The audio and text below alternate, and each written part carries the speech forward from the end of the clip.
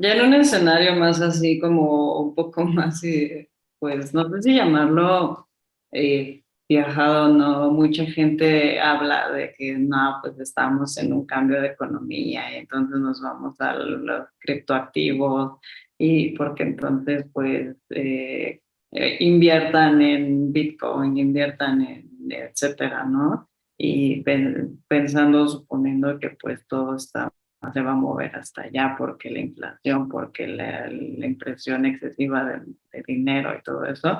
¿Qué opinión tienes con eso? Pues ya vimos qué pasó con FTX, ¿no? Mira, ¿cuál es el problema de esos activos? La seguridad, ¿no? Ahí está el tema. Nadie Bitcoin sabe se cuándo pasa. desplomó horrible, ¿no? El año Entonces, pasado.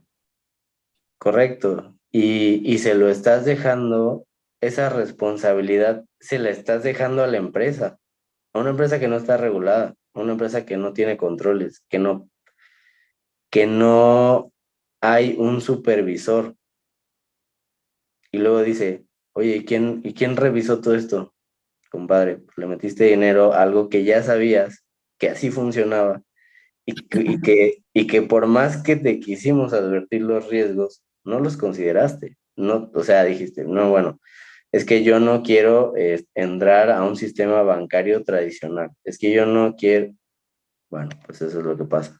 No, o sea, eh, el negocio bancario es un negocio que está muy regulado justamente para que no pasen estas cosas, aunque pasan, pero lo que se intenta es que pase lo menos posible. Y es un negocio que es bastante complejo. Del Mm. otro lado, pues existen estas soluciones fuera de la regulación, fuera de la normatividad, fuera de un montón de cosas que parecen no ser una mala idea y parecen ser algo bastante atractivo e interesante hasta que sucede esto, ¿no? O sea, hasta que algo truena. Entonces, no sé si los activos. La gente que de verdad vendió casas, vendió coches, que porque el Bitcoin ya estaba en los $60,000 y luego en los $80,000, digo, desconozco ahorita en cuánto está, pero creo que es menos bajo a la mitad de su precio, ¿no? Sí. La verdad es que no es un activo que yo siga ni que tenga yo en mi cartera de inversión, justo por estas cosas, ¿no?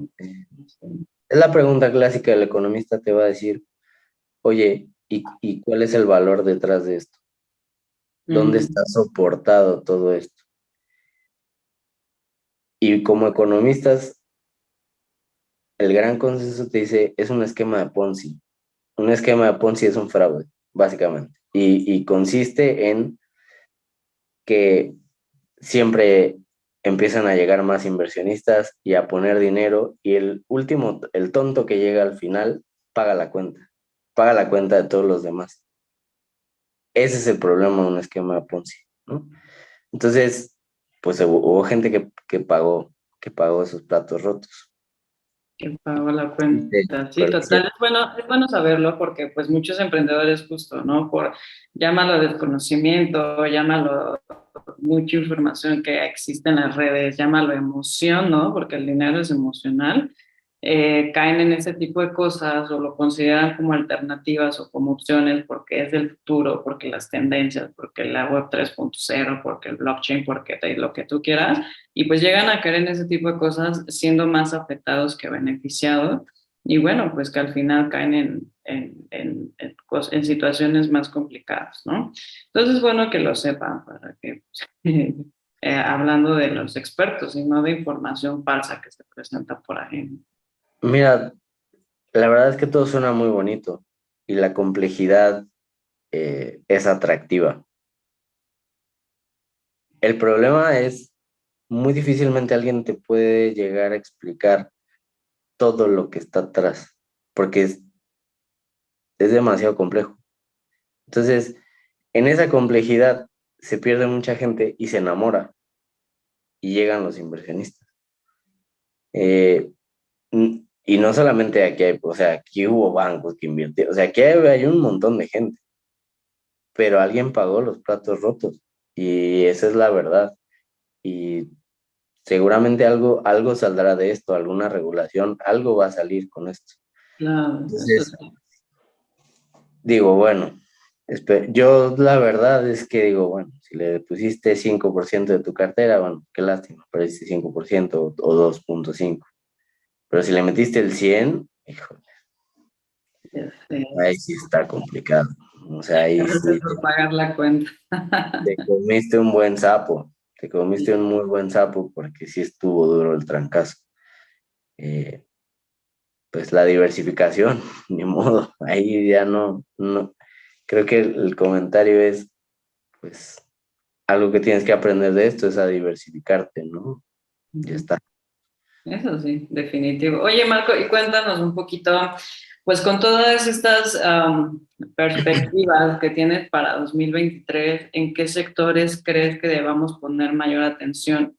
¿Siguen siendo los mismos que en 2021? En 2021 estaba el tema de construcción, manufactura, servicios inmobiliarios, comercio al por menor, información, medios masivos, alojamiento. Por ejemplo, el turismo ya se reactivó, ¿no? Relativamente, pero hace rato comentabas, hay ciertos lugares que ya se están cerrando, ¿no? O se están aislando de nuevo. Mira, hoy creo que la tesis cambia y más que buscar un sector, es buscar qué tipo de negocio te paga más rendimiento que la tasa de interés de mercado. Hoy la tasa de interés de mercado es suficientemente buena, ¿no? Como para tener un rendimiento atractivo y no tener que hacer nada.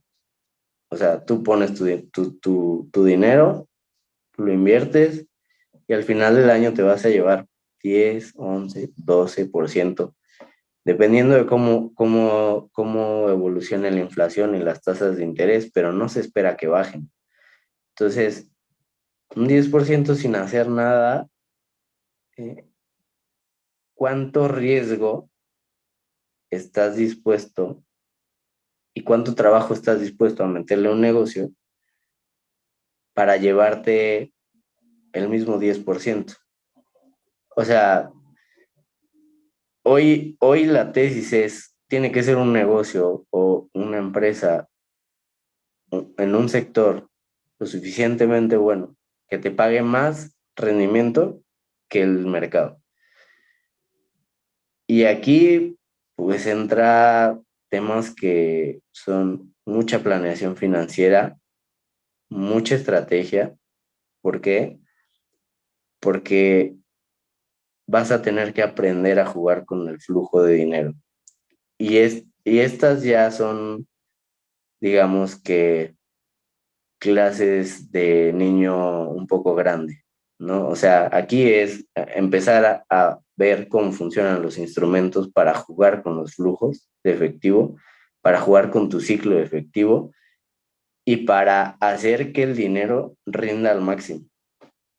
Y eso es estirar proveedores, eh, jugar muy inteligentemente con tus inventarios, estar sondeando el mercado, contratos lo suficientemente buenos para amarrar precios y que no se te vaya de las manos de repente el precio de los inventarios, o que no tengas que ajustar demasiado el precio y termines perdiendo dinero.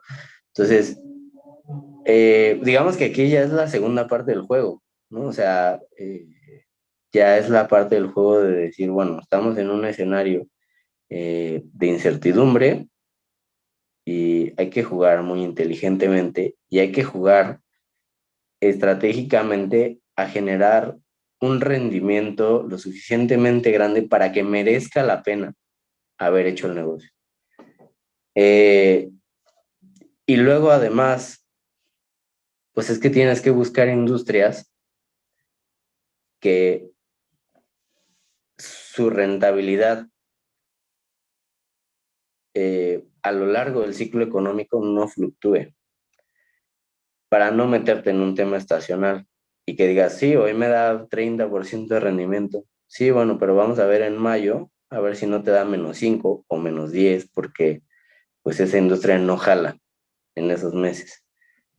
No, Entonces, que está sí súper volátil. Perdón que te interrumpa, es por ejemplo los alimentos, ¿no? O sea, con tema de inflación, alimentos, hoy un kilo de tortillas puede costar 20 pesos, mañana puede costar 22, pasado mañana 21.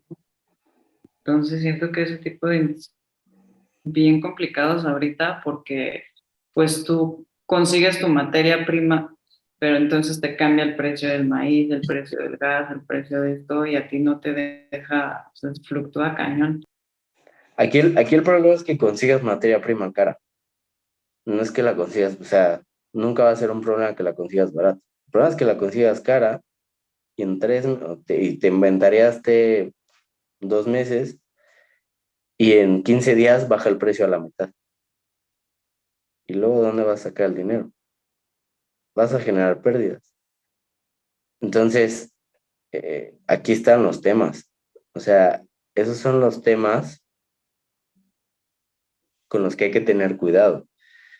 Eh, Justo es lo que yo te comentaba. O sea, a lo largo, tienes que buscar una rentabilidad que a lo largo del ciclo económico sea alta, o sea, sea más de 15%, y que no entre en una fluctuación o que no sea tan susceptible de las fluctuaciones económicas, porque en ese punto no lo vas a aguantar. Entonces, tienes que buscar que se estable durante cuando menos los últimos 5, 9 años, la rentabilidad de ese negocio. Si no es estable, creo que sí te puedes meter en una bronca, en una muy ¿Qué buena bronca. sería tipo inmobiliario, por ejemplo? Mira, el tema inmobiliario ahorita está muy complicado porque muchas empresas ya no buscan regresar, ¿no? Y las rentas de las oficinas pues se han quedado un poco estancadas. Y luego además el tema de las tasas de interés altas no ayuda a, por ejemplo, si tú dices, oye, voy a hacer un desarrollo inmobiliario y voy a vender departamentos, las tasas de interés altas no te ayudan a vender departamentos. Ese es el problema. Entonces, hay algo que se está poniendo muy interesante en ciertas colonias de la Ciudad de México, que es la llegada de extranjeros. Y esa llegada de extranjeros ha incrementado el precio de las rentas en ciertas zonas de la Ciudad de México. Ayer leía una nota que le llaman la ciudad de los 15 minutos, ¿no? Porque es 15 minutos alrededor de Reforma, todas las colonias que están pues cercanas a Reforma. Esas son las rentas que se están elevando. El problema es, si tú no tienes un inmueble ahí, pues hoy no estás en un buen momento. No te va a dar la rentabilidad de comprar un inmueble y rentar. O sea, es una movida un poco muy, o bastante compleja hacerla ahorita. Entonces, digo, si tú lo tienes y tienes ahí tu depa, pues sí, creo que podrías mirar esa opción. Pero bajar un crédito para eso, no, no, no creo que sea una buena idea en este momento. Y creo que lo mismo pasa con automotriz y con todos estos, ¿no? O sea, de que se han elevado tanto los precios, que era algo que se devaluó como muy rápido en teoría y ahorita está carísimo todo. Pues mira, es parte de la dinámica de las cadenas de suministro, ¿no?